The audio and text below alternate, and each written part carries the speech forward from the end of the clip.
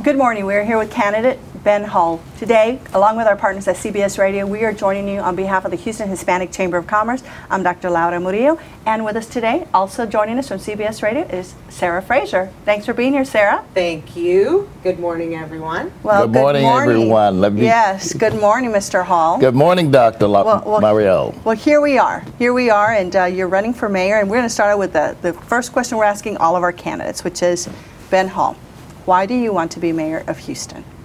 Well, I think the city's policies have gone adrift. There are some serious issues in the city that have to be addressed that have been ignored for the last decade. For instance, fiscal management of the city, the right of people to vote, addressing street and infrastructure issues. Those have literally been ignored. And so as a candidate, I intend to put those at the front of the debate. And hopefully we can have new policies to address those omitted and ignored concerns of the city. Okay, so here's the pothole question. All right, you got it. For the first time in the Kinder Institute study, traffic is the #1 concern of Houstonians. It is. So what are you going to do to fix our infrastructure and pothole problem? Let me say, that's a more complicated question, and so let me address it in at least 3 layers. Okay. The one is in terms of the surface infrastructure, and that is the pothole question, those of us who navigate the streets and hit them every day. We need to abandon aggregate asphalt, and that's where we're dragging asphalt off of trucks, packing it in the holes, and then 3 or 4 months later, there's a hole again. That's a bad technology, and we need to get away from it. There is a better technology, which is liquid asphalt, used in Europe, cheaper, and more stable and more permanent. I intend to bring that to Houston. Number 2 is the substrata infrastructure that you're talking about, which is occasioning our flooding in the city. We have to increase the capacity in order to absorb the rainwater more quickly, and we have to work with DOT to make sure that when they bring through these roadways that we're having ample runoff territory as opposed to letting it pool on the frontage streets. We can do that. There's a permanent solution, and it's known as a smart tunnel, but your listeners will probably not want to hear that. It's a more expansive discussion. Then the third issue in terms of transportation is where we put our roadways. And quite honestly, we are doing this in a very poor manner. Just recently, all of the mayoral candidates were briefed on the new roads coming into Houston that DOT is bringing in. All of them are coming on the west side. That's unacceptable. When you have all of the roadway coming already into a congested area, you're just adding more congestion into that area. We have to actually spread out our feeder roads that are coming into the city so that it's not all coming on the west side. Give you an example. When I was a little boy, there were 6 children in our family, and we had 1 television. And so we were all congested around that 1 television. Then we got 2 televisions. Then we had less congestion. Then we got 3 televisions, and we had no congestion.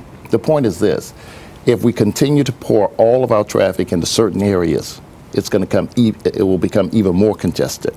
We must diversify and put more roadways around the city, and we can do that. Well, and most would say it always comes down to money. It does. Right? It comes down to revenue. Speaking of which, let's talk a little bit about something that's been in the topic of conversation for a very long time: pension reform.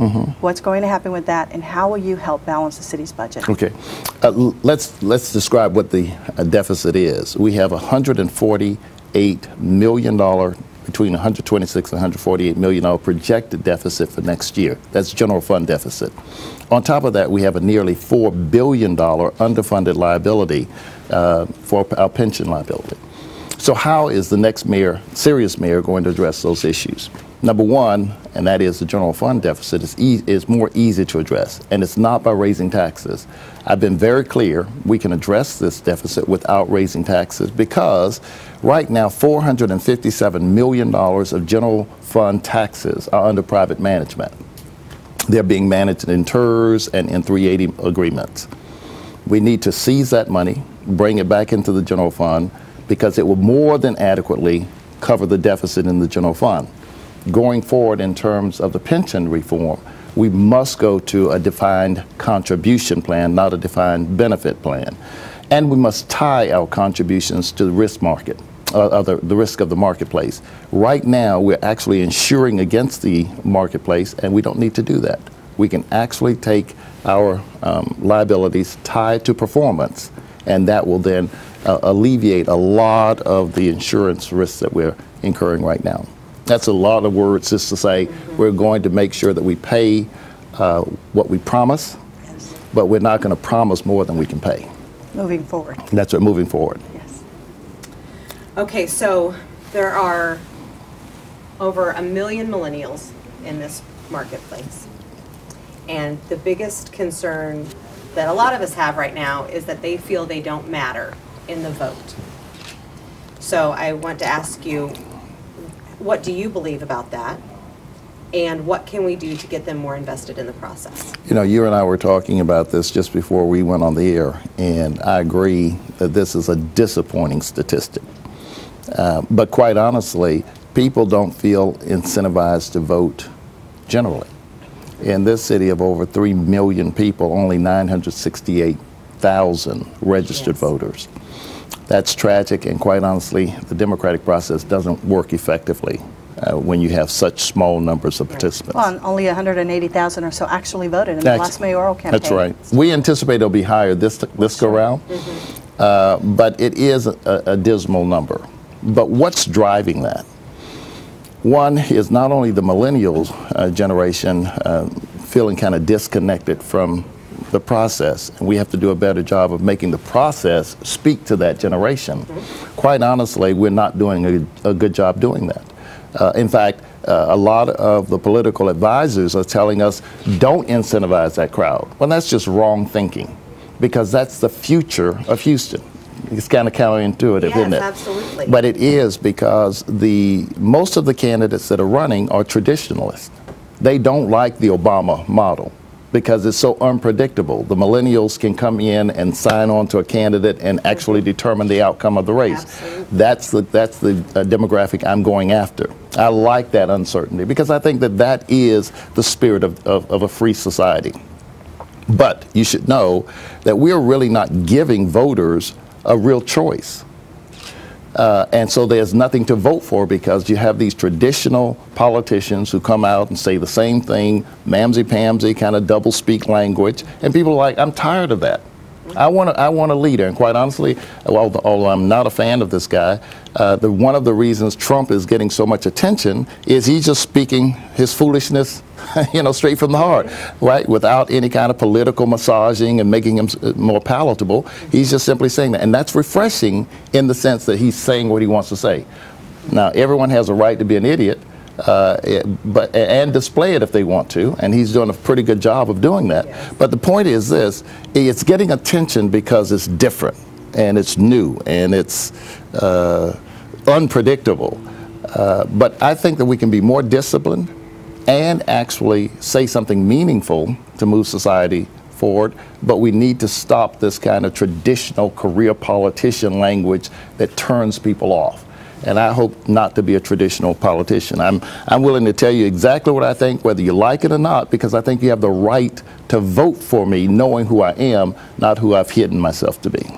Well, on that note, we know across the country there have been such different opportunities for law enforcement to be proactive, to make sure that their cities are peaceful, that people obey all of the different laws that are in place. Houston has been a great city, a model for law enforcement that has worked with the community. How do you intend to continue that dialogue amongst our law enforcement agencies with the community so that we don't become yet another statistic? You frame the issue in a unique way. It's the first time I've heard it framed that way, that Houston is a model city in terms of policing. It depends on what community we come from. If you were to ask that question or frame it in the black community here in Houston, it would be a different way of framing that, because they don't see that kind of wonderful example. At least that's not their experience. And if I go into the immigrant community here in Houston, there is a different flavor in terms of that question. But allowing the question as you've posed it, I am a strong advocate of community policing. And I think one of the casualties of policing is that police are not familiar with the areas that they patrol.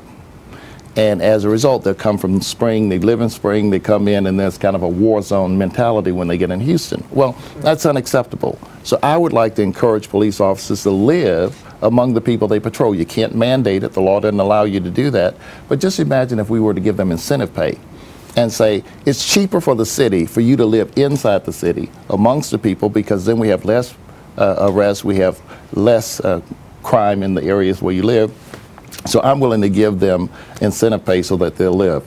I'm willing to give them better technology as well, body cameras, a citizens review board where citizens actually participate, and that if an officer has confirmed disciplinary complaints, that I'm willing to publish that so that people know this badge number has some complaints against them. We need a little more accountability. But it has to be a confirmed complaint, not just somebody just saying, hey, badge 458 spoke harshly to me. That won't do it. Okay, this is going to be the hardest hitting question you've had all day. You ready? It must be about Hero then. No, it's actually, what do you think is Houston's best kept secret? What do you love most about Houston? Well, it's not really a secret, but I do most like this, and that is our diversity. I like the flavors of the city. I like the fact that I can go and get Bohemian food and get Bohemian culture in the city, and then I can go and go to Second Baptist.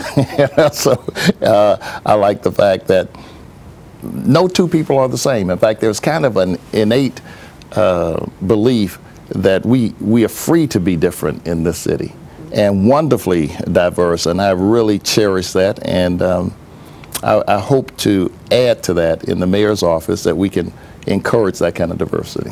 Well, Mr. Hall, before we conclude our interview, anything that you'd like Houstonians to hear from you? Yeah, I think that, you know, there is a big issue that about the HERO ordinance, and that is the Human Equal Rights Ordinance.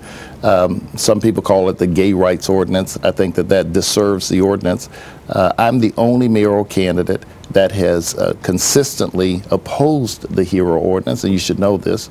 And also, I'm the one that has consistently said I want it to be put out for a vote of the voters. That distinguishes me in terms of some social policy issues. And the reason I'm doing that is I believe in democracy. If the voters say they want to vote on something, give them the right to vote.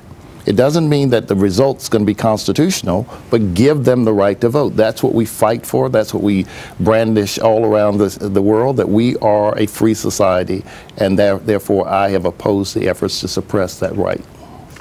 That's the difference. Well, Mr. Hall, thank you so much. We wish you well on the campaign trail, and on behalf of the Houston Hispanic Chamber of Commerce and CBS Radio, thank you for joining us. Thank you. We'll be back shortly.